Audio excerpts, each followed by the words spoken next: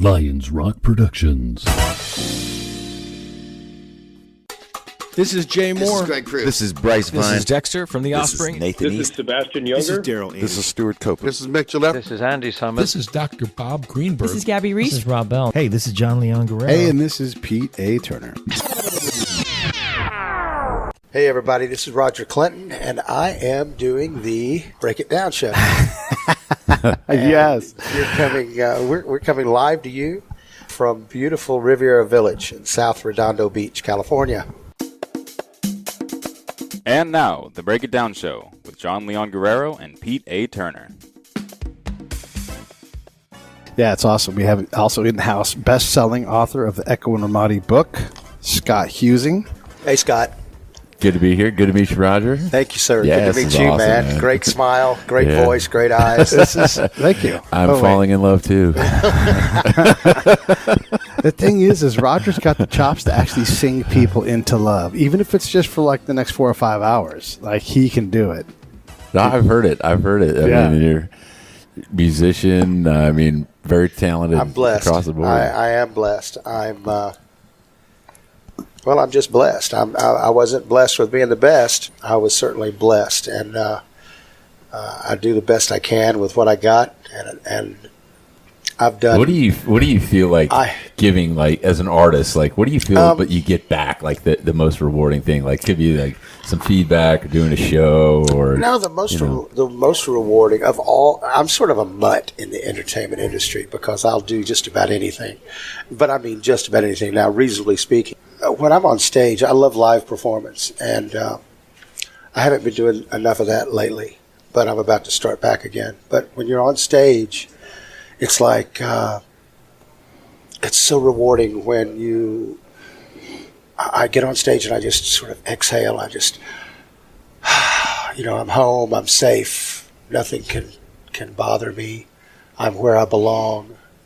And then when you perform and people show their appreciation, you don't have to be the best at anything. You just have to be the best you can be. And you have to give them the best effort that you can every single time, whether there's 2 people out there or whether there's 100,002 people. Yeah. And when they show their appreciation for your work and your effort, that's it's indescribable. Yeah, it's good getting accolades from other celebrities and family and friends, but when you get those total strangers that say, like, Roger, man, thank you for sharing that, and there's nothing like it. It's the best. Yeah, it's absolutely the best. There's nothing like it. So you're a mutt. What breed of dog? 2 combination. Which dogs?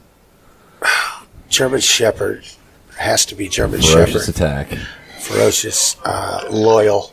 Very loyal. I'm big on loyalty, commitment, dedication, responsibility.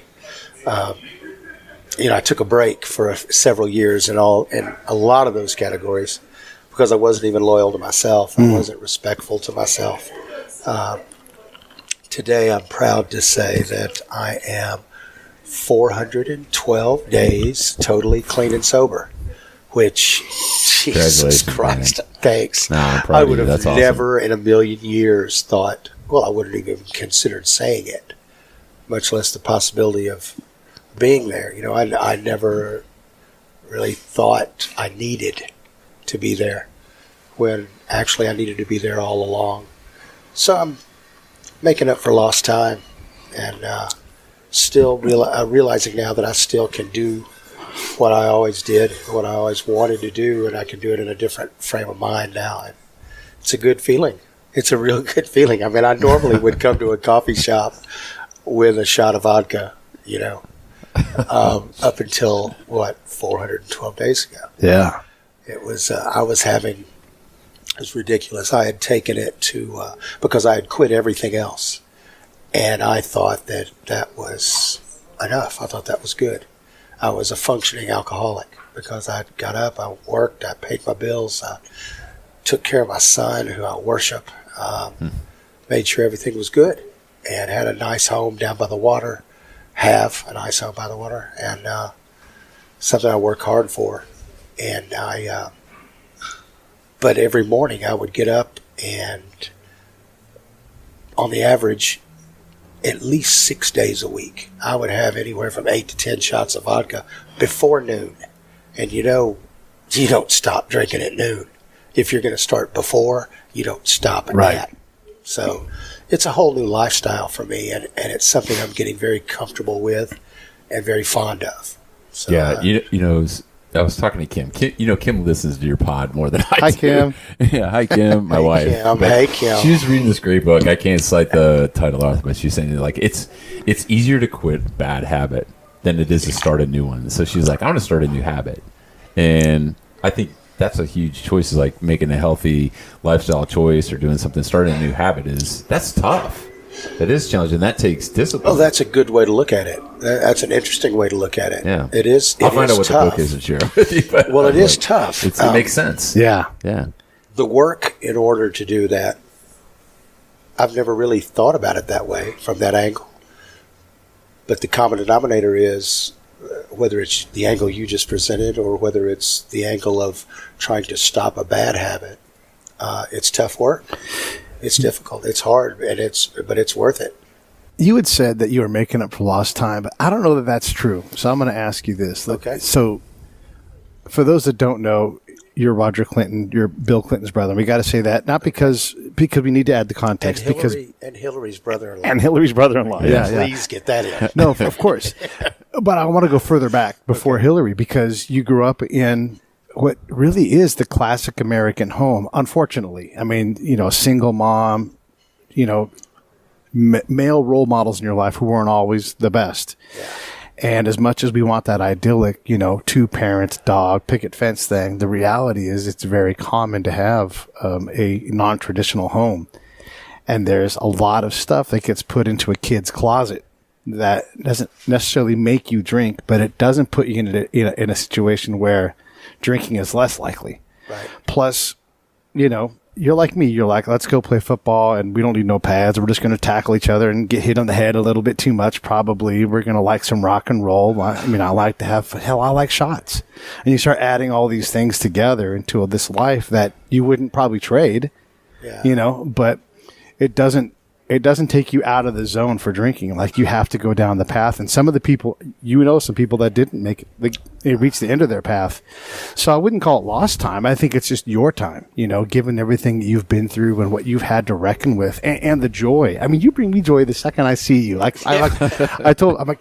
He's here. I'm so excited because I love being in your presence, Thanks, so babe. I wouldn't call it lost time. I would just call it time spent on other shit. And now we're focused on other things, wouldn't you say? Yeah, I can see that. I can stretch to that. It's because in no way, shape, or form do I have a regret about it. Right. I have no regrets, Yeah. because I always use the phrase common denominator. I always use my son, who I worship, as the common denominator of why it hasn't been, why I have no regrets and why it hasn't been wasted time. Yeah. Because I use that old cliche, if it wasn't for all of that, then this wouldn't be possible. That might be a little cliche, and it might be a little naive, but it is the way I choose to believe. Yeah. And it's also what makes it the common denominator, my son, is because, it got really simple. I need to keep things simple.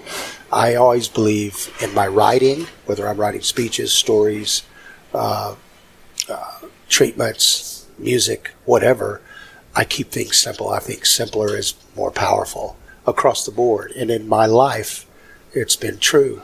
But my son, keeping it simple, I have 2 hands. One had a handle of vodka, and one had my son for as long as I can have him, as long as I can be around him and be his father and take care of him, no matter how old he gets.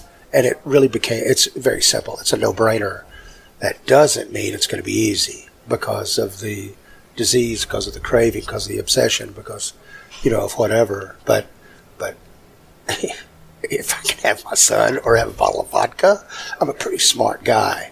And even though I've made some crazy decisions in my life, I've made some wonderful ones as well. What's the difference between you and the guy that wants that decision, but just can't do it because the disease has him. How did you, as far as, I mean, you basically died because of drinking. I did, yes. Yeah, so we're looking at a ghost, and a ghost I like. But Thanks. what's the difference between you and the person that can't do it? And it's not their fault, but it's like, can you figure out why you were able to turn the corner that last time where you actually got to where you are now? I know why I did it and how I did it. You know, basically, again, simply what I just explained. But, you know, I've lost a couple of very good friends recently from addiction and from overdosing, and their inability to turn that proverbial corner. Yeah. And I wish I could put my finger on it. I'm still in touch with their parents and some of their family members to try to get some kind of idea. There's got to be something there because it's a disease for me too. It's, you know, and it's a craving, it's an obsession, it's all this, and you do have to turn the corner.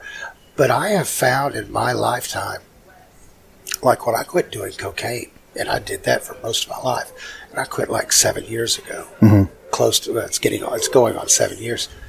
It was like a switch. I said, okay, now wait a minute. I used to do it all the time and take all kinds of chances when I couldn't afford to, financially couldn't afford to. And now I'm doing it and I can't afford to. And I have my own home. I have several vehicles. I pay my bills. I work. I'm responsible. I'm doing it responsibly in the confines of my own home. And I said, that's fucking insane. That is insane that I'm doing it irresponsibly and now I'm doing it responsibly. And again, there's that common denominator. I'm doing it. Yeah. And I need to stop.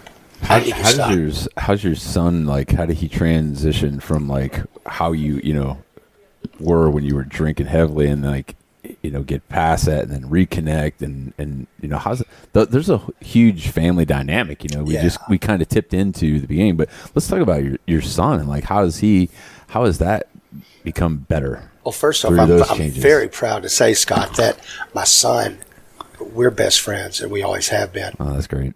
You can be disappointed in your best friend. You can be disappointed in your son. You can be disappointed in your father. I've been a single father for all intents and purposes for the majority of his life. And, he's a smart boy. He's a smart young man. And there's no way that he didn't know. But I don't know if he knew the degree because I didn't know the degree to which I was affected by it because I was still functioning.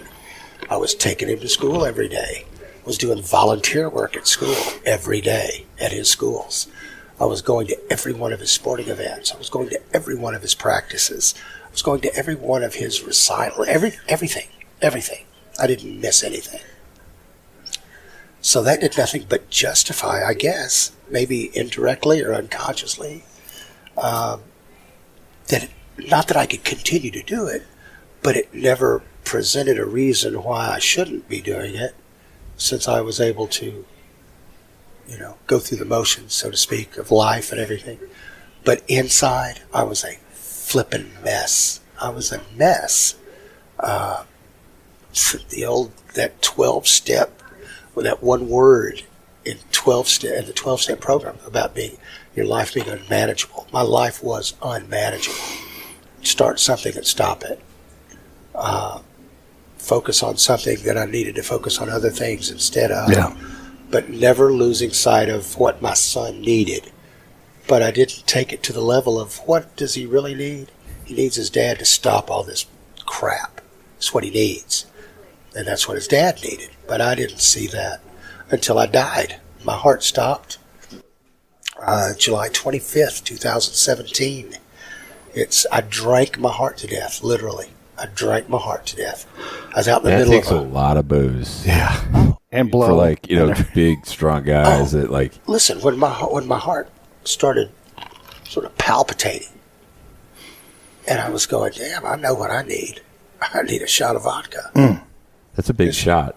It's like the shot of cappuccino you're drinking. For listeners, like Roger went up and was like, "I'll have the small cappuccino," and it's like from So I Married an Axe Murderer with Mike Myers. He's got like it's like a wine barrel of cappuccino drizzled with about, I don't know, a half a cup of caramel syrup. It reminds me of a huge bowl of French onion soup almost. It looks delicious, though. It is delicious, but I'm glad this is audio and not video. Scott's already told me it's a part of it is going to be video. So. Yeah, let's get in a little bit to, we sat down and you started, just because you always have gems going, but because of who you are, you know, you have certain choices that you're going to make. Oh, and by the way, your brother's one of the most influential men in history.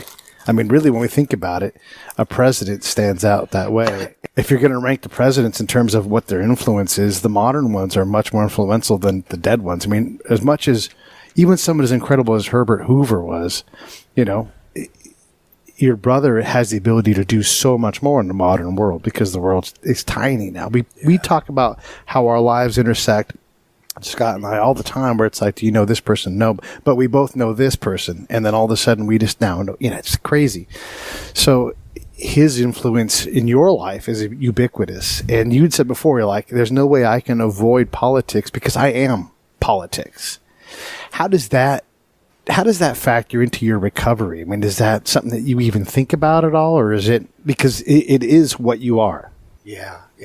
It's, and you know, what's so funny about this and so representative of your question is I just finished a song that I had started years ago. And as a matter of fact, my band used to perform it. We performed it at Farm Aid in Ames, Iowa, in front of about 100,000 people. And we only had one verse, but it was that important. Yeah. And it was called Politics. And I just completed it. I should have brought the lyrics with me, but it's about going through politics and sort of mirroring my life, starting out with politics. And more, it incorporates uppercase P, politics. But for the most part, it just represents little p, politics, lowercase politics that we all have to deal with every single day. You know, and I'm not talking, you know, regardless of knowing you're assemblyman or you're congressman or senator or whatever, just every day when you wake up and you put your clothes on and you just go through the motions, you have to deal with some type of politics. I mean, but to be tied into that, like Pete was saying, is, you know, our circles overlap. But then here we're sitting with a guy, and like to think, you know, and I'll talk about like your transition, your recovery, and the healing, and your son being a part of that. And most of us rely on our families, and you've got this family that is on the world stage, and to think like, hey, on Roger's cell phone, like he can swipe and dial Bill Clinton or Hillary Clinton. Like, yeah, I'm like, and we've all got people on our phones like, oh, really? You know that guy? And to the average person listening, or to the guy sitting over in this coffee shop, they're looking over here like, there's no way these three guys know all these people. But these are the circles, and we do it because we want to support each other. And if there was something that I could ever do for Pete, right, or Pete could do for you, we know we're just a phone call away, and we love to share that information. So it's for, I guess, you know, this guy sitting on the other side of the coffee shop is like, how much have they helped you in your healing process? Do you still reach out to them? You like, does President Clinton, your brother Bill, call you and be like, hey, Roger, man, what's going on? He couldn't be prouder. That's As awesome. a matter of fact, my boss is Steve Bing, who has been a wonderful support for me in my recovery, which has been tremendously helpful. But he recommended that I text my brother, like, which I used to, but he recommended that I incorporate in my texts. I always do communicate with my brother at least once a week, at least on the phone, and then another couple of times through text. And he said, start incorporating which day it is. Just simply say day 320, day 380. You know? It. Yeah. And my brother, I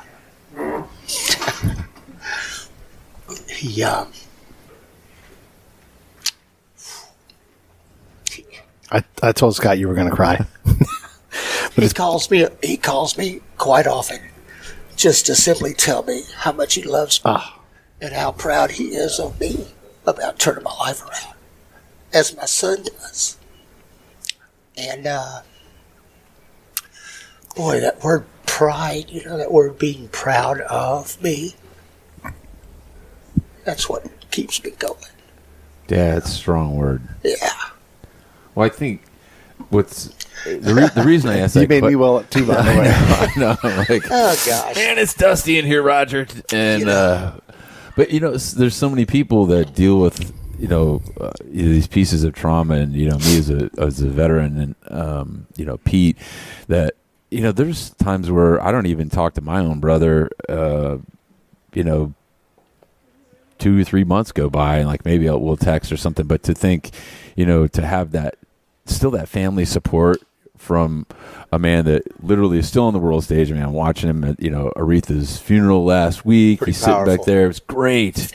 Yeah, Great cast out there to support the family through their loss. But to be there, I think average families in America, and I come from a broken family, a divorce, and non-nuclear family, and we still don't have that type of communication. I think it's very dependent on the type of family, and for someone who has so much on their plate, who's always in demand, to be able to make time, because that, as you have to make time to do it. And and I that's such a great point, a great area of discussion, because I would go months without talking to my brother. And I started thinking, I just want my brother back. I would go back to my childhood when we didn't have a father. And when I was little, and he was my best friend. He was my father. He was my brother. He was everything. And Mother did the best she could, and she did a great job at raising the two of us with what we had. But I've always missed my brother. I've always felt like I had to go to him. I felt like that I didn't have my brother, quote unquote. And I couldn't understand why, and I couldn't understand why I couldn't get him back. And now I realize that that's what he wanted all along. He wanted his brother back. And I've given him his brother back. And we've discussed this at length. And it's just a great revelation that that's what I've done.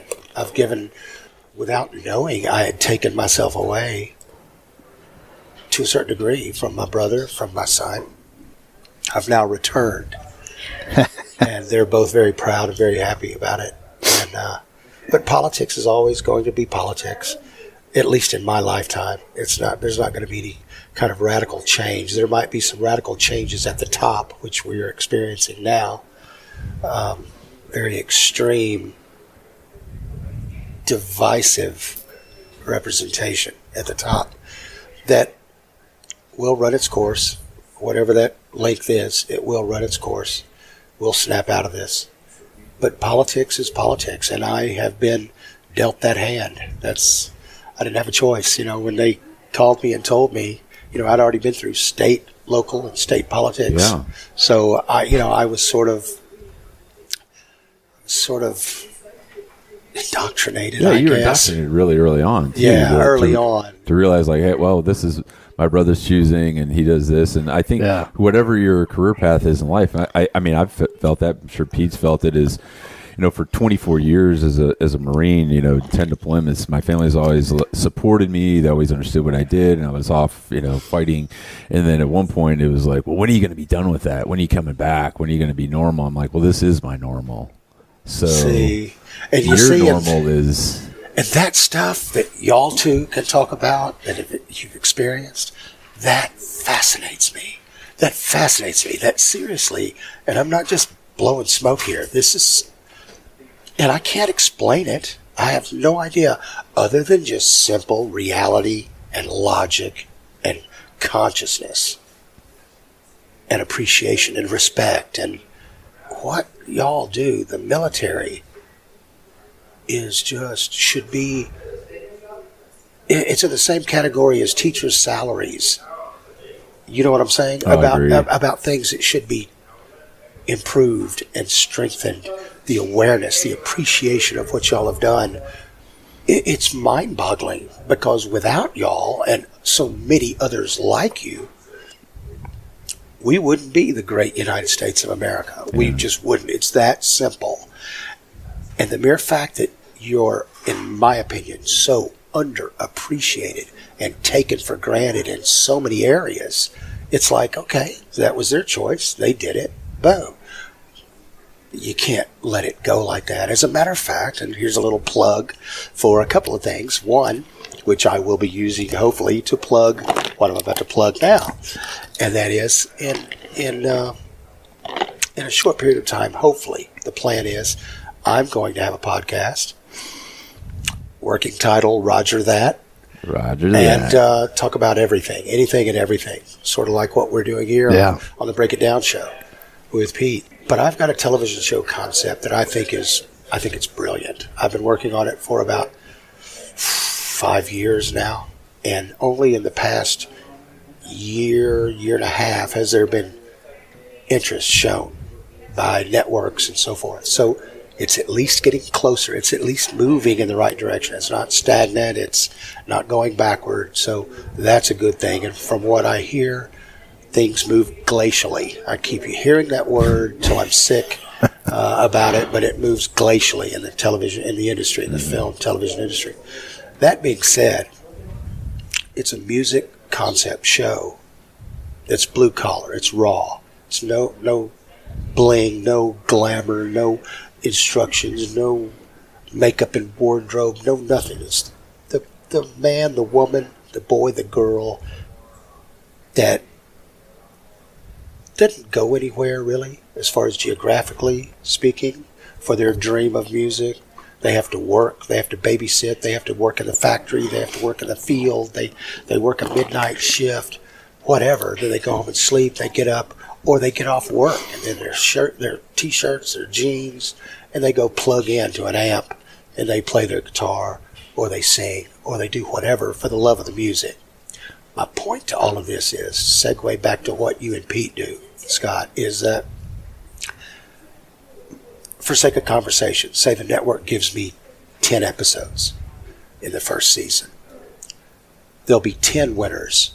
There will be one ultimate winner at the end that is judged sort of like The Voice and like American Idol with social media input and so forth. But there'll be an individual weekly winner. We'll take all of those winners. There'll be an ultimate winner at the end of the season, but we'll take all the individual winners with their songs that they won with. We'll put together a project, we'll download this project, and then we'll send them on a USO tour where they'll perform for the troops. Very cool. Yeah, real cool. Something I've never had the honor of doing. But I know so many friends, bands and individual performers that have been on tours, USO tours of some type. They say that it's life-changing for them to go and do something like that. Now, I've gone to so many different countries and performed, and there have been a lot of military people from the surrounding bases and so forth. Like in Seoul, Korea, we went several times, and that's always an honor in and of itself. But to go on a specific, just actually a USO tour would have to be the opportunity of a lifetime. And for guys that have you ever been on the receiving end of one of those? Oh, for sure. Yeah. It's to see those guys come out and the way they interact with the troops and people in bases, and not necessarily even in combat zones. I mean, Darius Rucker was out in Bahrain, and he's like, he's just hanging out with the guys, and makes himself available, and they kind of leave the pretense at the door, and it's just it's very gratifying for the guys to think that people care like that, and given the opportunity, I'm telling you, we as service members, we appreciate that, because that's what it takes to really put some skin in the game and to connect with people. And Pete's heard me say this 1,000 times, listeners have heard it. For me, it's all about people, man, and that power of human connection. And it just like Pete said, when you walk through that door, that smile on your face, bright blue eyes, unassuming guy, it's just the authenticity, came through. And I was like, how can you not like this guy? And, I have a pretty good bullshit meter. It's pretty finely calibrated at this stage of the game. And as we were driving over here, I was telling Pete about how I read some some rhetoric on social media about how authenticity is a word that is not something you should subscribe to advance in the workplace, your community. I'm like, I totally disagree with that. Yeah, I mean, authenticity is authenticity, and you can sense it. And it does take sometimes, 10, 20, 30 years of experience and age, like, guys our age, to understand, like, that guy's legitimate and he cares. Yeah. And by giving back to the troops or, giving of yourself, I think that's part of something that's really strong for you to continue to heal too. And we always talk about that in my circles that overlap a lot with guys that are dealing with substance abuse and alcoholism, guys who suffer from post-traumatic stress. And, as I write about, guys who deal with that disorder are often I compare them to functioning alcoholics, because we go through our lives, we're good officers, we're good Marines, we're good soldiers, we do our jobs, we get awards, but it's there. And we haven't figured out a way to break that pattern of disruptive behavior, to remove that distraction or recognize it so we move forward. And I think by you doing that it's huge. I think if you continue down that path, I mean, you're going to be hearing that word, proud a lot more. I think so too. Yeah. I think so too. I know that I am inside. I know it's making me prouder and prouder inside of myself. And, I'll give you an example of, it's funny that you should incorporate PTSD, because I always just stereotyped PTSD as just for the military. I didn't understand it and didn't realize it. Well, when I got sober, I remember the day that I was being admitted at this this crazy hospital, mental hospital, out in the woods outside of a small town in Connecticut, out in the middle of nowhere. And that's where I had to stay inpatient for 2.5 months before I got to come back home here, and then put myself in an intensive outpatient program at IOP that I just recently graduated after 9 months. But regardless, back to that hospital, I remember it was like at 11 o'clock at night. My brother had driven me there, and after he had flown me from ICU in Iowa, where I was when my heart stopped, then I had to go and stay at Columbia Presbyterian Hospital in Manhattan, because that's where his heart specialist was. And so I stayed there for a week. Didn't really know anything. I was so clouded. But I remember when the psychiatrist was admitting me, he was doing and I'm sitting like where you are. And he's like this. So I've got his profile there. And he's seeing me out of his peripheral. And he's just typing away, and he's asking me all these questions. Name, height, weight. This episode of the Break It Down Show is brought to you by Lions Rock Productions. That's us. We publish, evaluate, and develop podcasts just like this one, consult others to build their own, and create associated content and content marketing strategies. So if you're launching or expanding your social media presence, your business or your personal brand, or if you just want to take your media presence to the next level, reach out to us on Twitter at Pete A. Turner or at JohnLG69 at the Break It Down Show. There's 1,000 ways to get a hold of us. Now enjoy the show. And he's seeing me out of his peripheral. And he's just typing away, and he's asking me all these questions. Name, height, weight, age, blah, blah, blah, blah, blah, and all this stuff. And just whipping through. Like, let's just get this guy admitted, let's go on. And out of the clear blue, now I'm 62, so this happened when I was 61. Out of the clear blue, I'm telling you, it hit me like a ton of bricks. And I was tired, and I was messed up still. I was confused. I was scared. I was embarrassed. I was disappointed. It ran the gamut of emotions and feelings. And I was just sitting there just a shell. And he goes, have you ever been abused? Were you ever physically abused as a child? And I just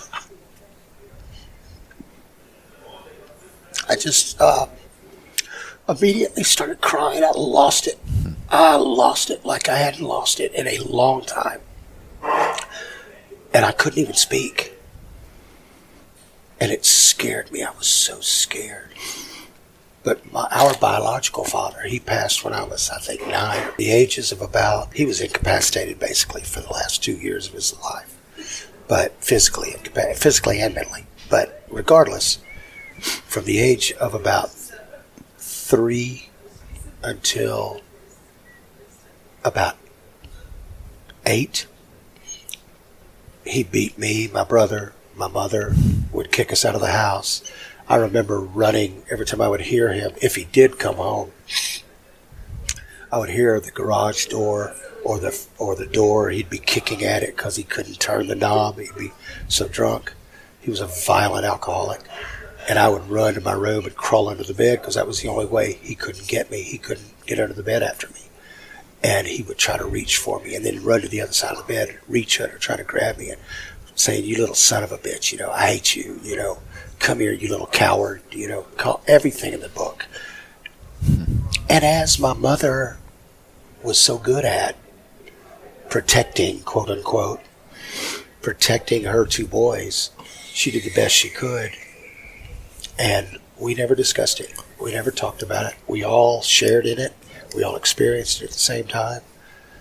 Now, fast forward to what I brought this up for was because I have been going through extensive trauma therapy, which is the most painful thing I've ever done in my life, to the point to where I've stopped doing it because I don't think there's an out.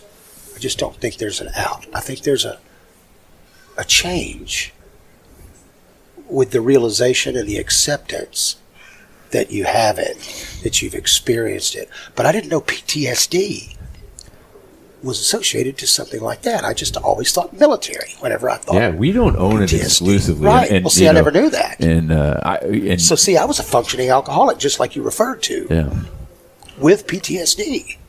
So it was like, not only were they similar, they were simultaneous for me. And now in retrospect, that made it so. And I'm not saying it was more difficult than anybody else because everybody's different, and it's just difficult for everyone. Period. You can't discriminate and say, my PTS is better than your PTS because I was kicking doors in a Ramadi and seeing dead bodies.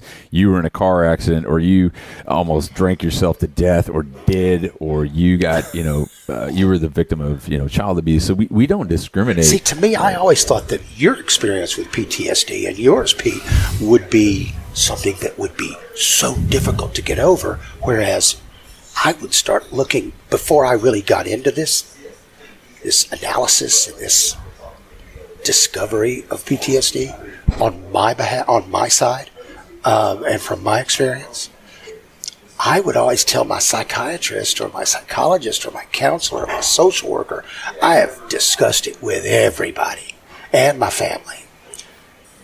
I always thought, what the hell? I'm 60 years old, for the love of God. I've got a beautiful son. I've had a wonderful life. I work my ass off. I try to mind my own business these days. I try to be a good person above anything else. That happened when I was a little kid. I should be able to get over that. I haven't thought about it for so many years. I haven't discussed it. It's never crossed my mind. How can that be affecting me as an adult? To the point to where I would tell these experts, these specialists, I'm tired of feeling like it's a crutch. And I'm not even using it. But y'all are using it in your description, in your explanation for ... And I'm thinking, wow, maybe there is something to it. Maybe there really is something to it. But it's been so difficult for me to try to comprehend how in the world something, no matter how traumatic, can happen to you. I'm just now learning about this and accepting it and understanding a lot more how something so traumatic can happen at such an early age that fast forward 50 years later, 55 years later, it is affecting you or coming to the surface and you're having difficulty dealing with it. Whereas seemingly you didn't have any difficulty all your life, when actually you probably were. It was probably one of the reasons, not the reason, but a reason for whatever. We talk about this a lot too. And I'm probably sure you just made a light bulb go off for me, Roger. Was there's probably other things throughout my life that those small pieces of trauma, like the divorce, or physical abuse, or something stupid I did that impacted me. But I have this philosophy, and I use a jar of jam analogy, is that throughout your life, and I usually just kind of associated with military and what we did over the course of my career, but these little pieces of trauma, you compartmentalize those, and we in the military do that so we continue to function. Or you as a public figure or as an artist, you compartmentalize those like jam, and you put them in a jar and you stick them in the pantry and you put them on the shelf and you put them on the shelf and you put them on the shelf. But exactly right. And then to continue to function, you shut the door and you lock it tight. But in everybody's world, eventually the ground shakes a little bit. When that falls off and smashes, you got to deal with that mess. Yeah. You got to clean it up. And the way to clean it up the best is not through years of psychotherapy or through pharmaceuticals, or it's connecting with other people that have dealt with it, whether it's veterans, whether it's guys in your community as an artist, and just being able to relate. And that's how you unpack those jars and how you process those tiny pieces of trauma. And I think that you're doing it. I mean, it's different for everybody else. And something, the thing that you hit on earlier too, and it's a taken for granted. Not many people, though, take the time to really look at it any further than superficially and on the surface, and that is being in that proverbial fishbowl, being underneath that proverbial microscope. However you want to describe it, it is what it is, and it's the hand I was dealt. Yeah. The good outweighs the bad because, and I used to tell my son about this, I used to tell my son when he was a little boy, the good outweighs the bad because, son, you'll be able to see. When I went to school growing up, I learned about Washington and Lincoln and Jefferson and Roosevelt and Kennedy, and you're going to get to learn about those same guys plus Clinton. And so the pride, the history, the historical aspect of being a part of American political history, your family, your heritage, that outweighs any reporter that wants to be demeaning or detrimental in any way or negative, or, you have to take the good with the bad, just like in life. Sometimes it gets to the point to where you have to take a break. Yeah. And sometimes the breaks that we choose to take aren't the appropriate breaks. They're not. There are breaks that can be positive, and then there are breaks in the action that are negative. And I took a very negative break, while all the while thinking that, well, if you're not bothering anybody, and if you're not making an idiot of yourself, and if you're staying home, and if you're just working and taking care of whatever you need to take care of, who cares what you're doing to yourself? Yeah. You're not affecting anybody else. And that's so screwed up thinking. That's so screwed up thinking.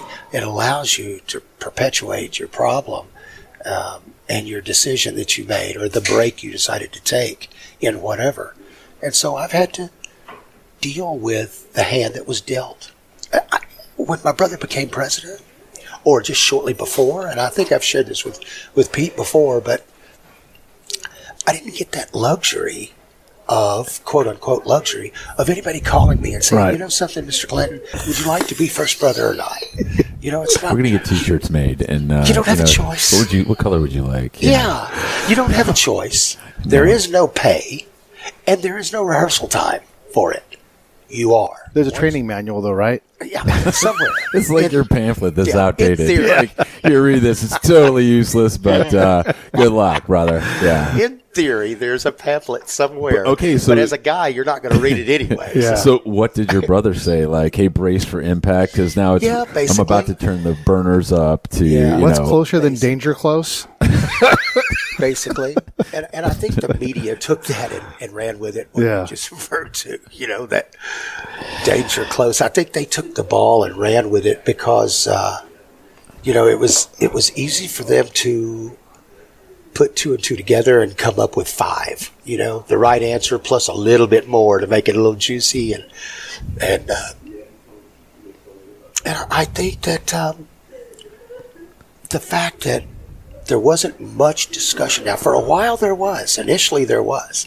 How are you going to deal with it? What's it like to be the president's brother? Oh, my God. How many times? Yeah. How many times? Two major questions. Exactly. What's it like to be the president's brother? And can you help so-and-so get out of prison? Those are the two major questions. I don't even know the third most popular. It's so far behind those two. But you have to deal the hand. You have to play the hand that you're dealt. And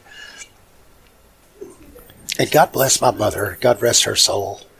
She was the most wonderful human being in the world. Very great example of God shutting a door and opening up a window. Because she died in January of 94 and my son was born in May of 94. So that was the only thing that could have pulled me out of that funk. But she always told me, walk in your brother's light. Don't worry about what they say about the shadow. Wherever there's shadow, there has to be light. Yeah. You try to walk in his light. And I tried for the longest time. But it's really difficult when there's so many people that don't want that to happen. Yeah. And it's really, it's a revelation that there are people out there that, quite frankly, don't want people to succeed and be happy.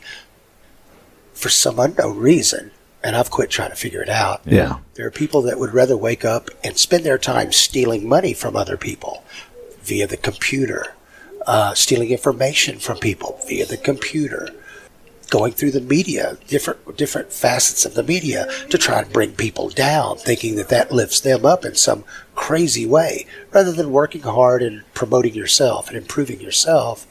You know, and journalism is almost obsolete. Yeah. In my opinion, it's more investigation, and it's whoever can. It's hard to think we're not evolving in that. Yeah. I do think we're regressing in that, and I think the kind of you're talking a little bit about the diversity that we have and we enjoy now too, and we're recording on the eve of September 11th, which I think is important.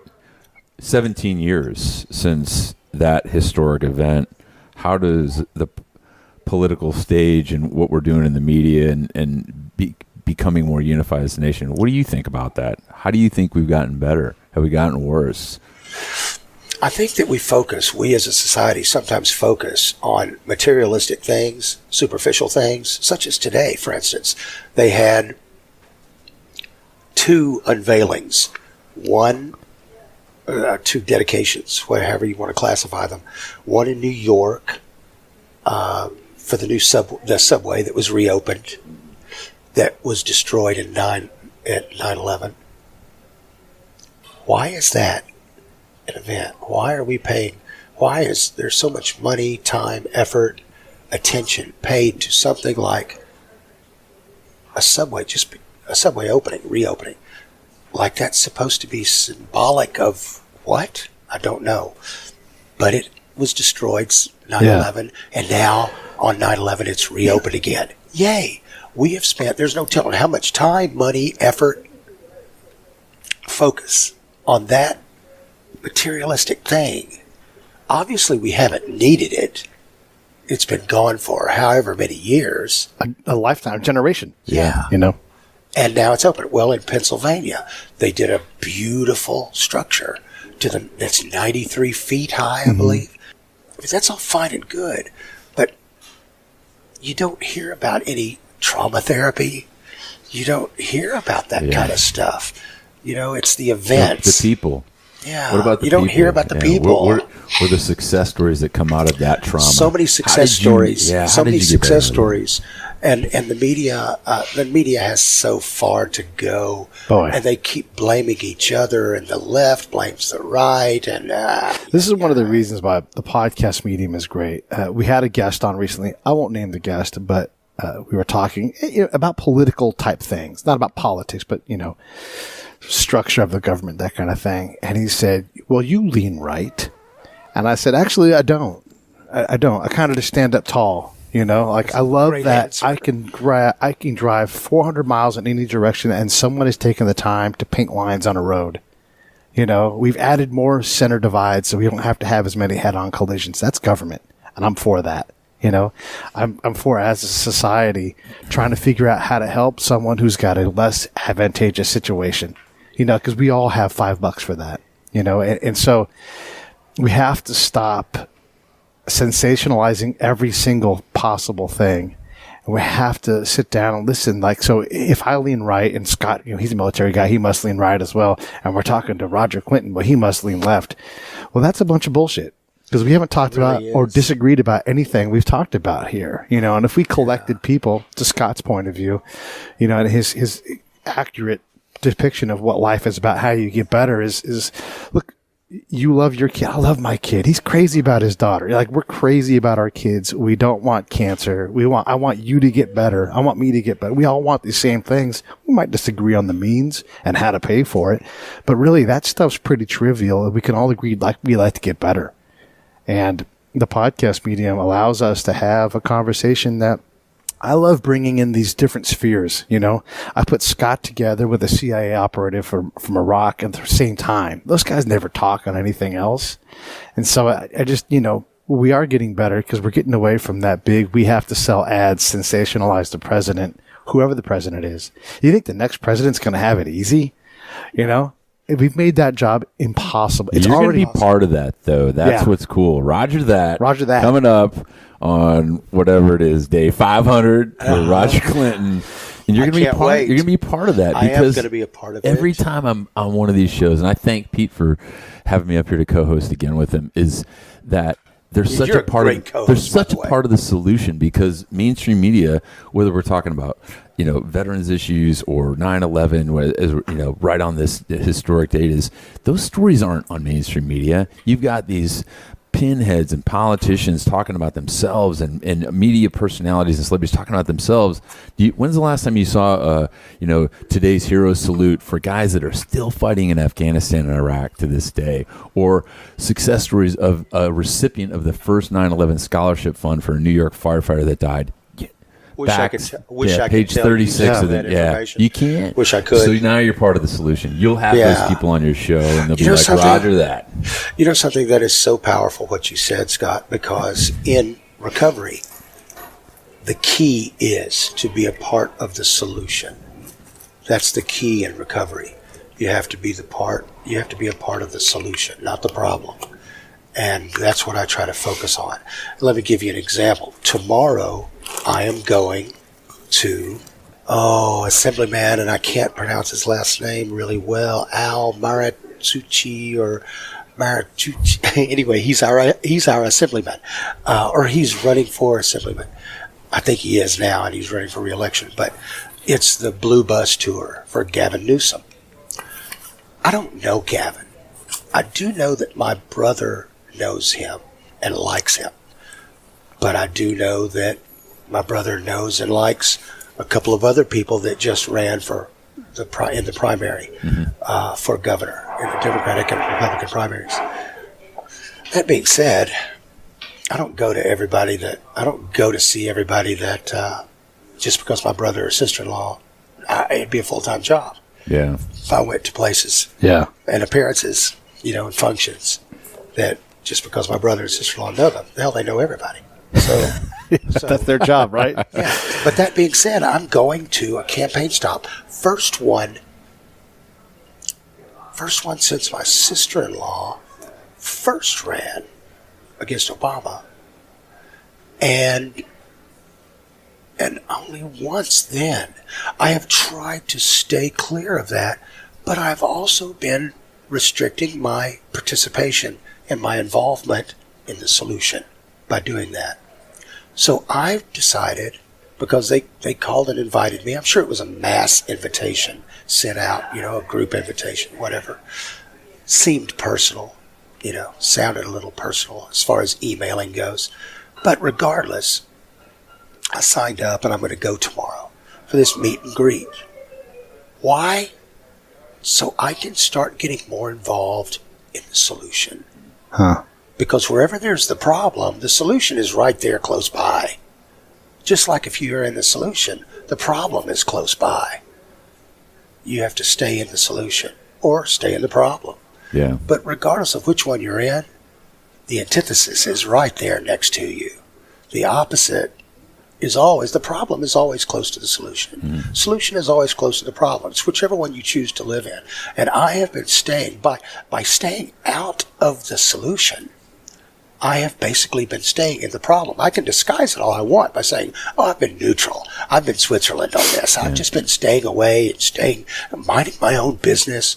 Well, therein of itself is the problem. Complacency, lack of loyalty, lack of respect for yourself, for your fellow man, woman, and it doesn't have to be a full-time job for you either. You know, a lot of people think, well, I need to do more, I need to do this, or I need to do it all the time. Like, no, just do something. Yeah. Get off your couch. Yeah. Get out there. Give up a Saturday. Give up yourself. Put some skin in the game, as I always say. And maybe it's one rally. Maybe it's one event. Maybe it's one fundraiser to help whatever your cause is. But do something. Don't just talk about it. And this is important to me. It's a commitment that I've set. Just like I've been setting commitments and challenges in recovery. Yeah. And it's important to set these commitments and these challenges, not just in recovery, but in life. But I was unable to do that for the longest time. That's the German Shepherd in you. So the question that remains is, what is the other dog of the mutt? What's the other part of the breed? You know something? I think... Well, I have Hold on, before he answers, Pete, what would you say? What's a dog breed that's just super stoked to see you and just wags its fucking tail? Black Lab. Black Lab. Right, that's what I had before. A Shepherd Lab. Lab Shepherd. So what's your answer? What would you say? Lab Shepherd. Yeah, Lab Shepherd. Yeah. I'd agree. Yeah. Super loyal, super friendly. Yeah. And I think that this commitment tomorrow to go meet this man, I don't know who I'm going to vote for. I really don't. I don't even know if I'm going to. I know I'm going to vote.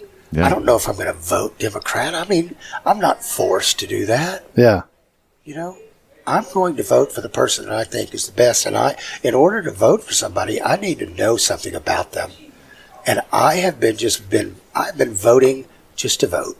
Yeah. Just blindly, without even knowing. Tomorrow I'm going to find out. I'm going to start by finding out a little bit of information on these guys, seeing where they stand, because I have my own ways of looking at things and my own views and opinions, and I'm very conservative in a lot of my views. I wish, and I told my brother this many years ago, but it's, as usual, I sometimes think outside the box, and I think very extremely sometimes. And sometimes that's not to my advantage. And sometimes it's not a logical or a proper thing or an appropriate thing to suggest. But sometimes I think, by God, sometimes if you think too much, you overthink, and just do it. Well, look, if I check the box on Republican or Democrat every time I went, and this primary in California, where we're sitting in California here in SoCal, was exhausted for me because there were so many candidates. So many. And you know, some people say, "Oh, you're going to vote for the veteran, the guy who's." I'm like, "No," because there was a whole lot of crazy on the ballot this year. Yeah, like, there was a lot of crazy. And you know, not a lot of experience. So you really have to do your research to do it right. Judgeships are getting to be more and more important, not just Supreme Court, but federal court, district courts, stuff like that. And guess what? And I asked my brother about, to say one more thing about what I was referring to. I tried to get my brother, I suggested that he abolish the Democrat and Republican Party, the two-party system. Not abolish the parties themselves, but abolish the two-party system. Yeah. Because it doesn't matter what anybody thinks. Yeah. It doesn't matter how much money you've got. If you're not a Democrat or a Republican, you ain't gonna have the top spot. Period. Yeah. I don't care how. And the Democrats and Republicans chase each other's tail. Like, wait. Yeah. Now the Democrats are the party of family and values and everything. Like, what? It goes crazy. We got to get back to that, being more American and less Republican Democrat. We got to get there, man. And it shouldn't take powerful. And now we're back to the simplicity of doing. All right, got to. We're going to keep going, and I know. I'd love to schedule, because this is what Roger does. So let me just say this: I'm going to help. We'll just bring him with us. He can co-host on the other two podcasts we're going to do. The Coco. I can bring this. I can Coco. You can We'll get Roger a Camelback and fill it full of cappuccino. We'll keep him going all day. This has been great, y'all. What a wonderful day. What it's been amazing. It's wonderful. Yeah. You and I are going to work on Roger that together, and I want to make this official. Can Scott Huesing be our first guest that we book? Absolutely. Boom. Get out of Done. here. Kidding me? Get out of here. Are you This is a kidding high me? five Best-selling going on. author of Echo In Ramadi, one of the first guests ever, man. the first book. What a Much great love, guest. brother. Man, what Much a great love. friend, man. Yeah. No, this is what's great about it. I love combining people. Scott knows this. I love combining people together and taking a minute to tell them how much I love them and how much they would benefit from doing something with each other. Even if it's just knowing that the other one exists, it's just such a wonderful thing. And the podcast allows me to do it. And there's so many things I want to talk to you that about. That premise right there. Yeah. Why you do what you do. Yeah. Why you do what you do with your show, with the Break It Down show. It doesn't matter what's discussed. Yeah. The premise alone should stand for everything. Why you do what you do. Yeah. Because what if everybody did that? Would that be crazy good? What if the politicians I reach out to said, yeah, I'd love to come sit in your show and talk instead of ignore it? Like, why would you ignore someone who wants to humanize you? You know, but so hopefully we'll get more of that out of our politicians so they actually can be someone we go, yeah, I heard that guy talk. I disagree with how he wants to do it, but I know he's a good person. You know, you taught me that when you told me the stories of your brother growing up and how he was your dad, your best friend, your brother. And I'm like, how in the world can I be so judgmental of a guy that has that in his heart? I think the same thing when I catch myself talking about mainly more so Republicans than Democrats, because all my life I have been left leaning until the last several years when I have been, like you said, standing upright, standing straight up, not leaning either direction. Yeah. Having different ideas that maybe fall on one side or the other, but I'm still standing straight up. Convince me, but be convincible. Yeah. You know? All right. All right. We're Thanks, done. Pete. Thanks, Scott. Hey, my pleasure. What a great day, man. Oh, is our opinion. L is all the lies that we have to hear. I is their intentions. T is no truth. I is how we see. That S, it's all the same in politics. It's just the same in politics.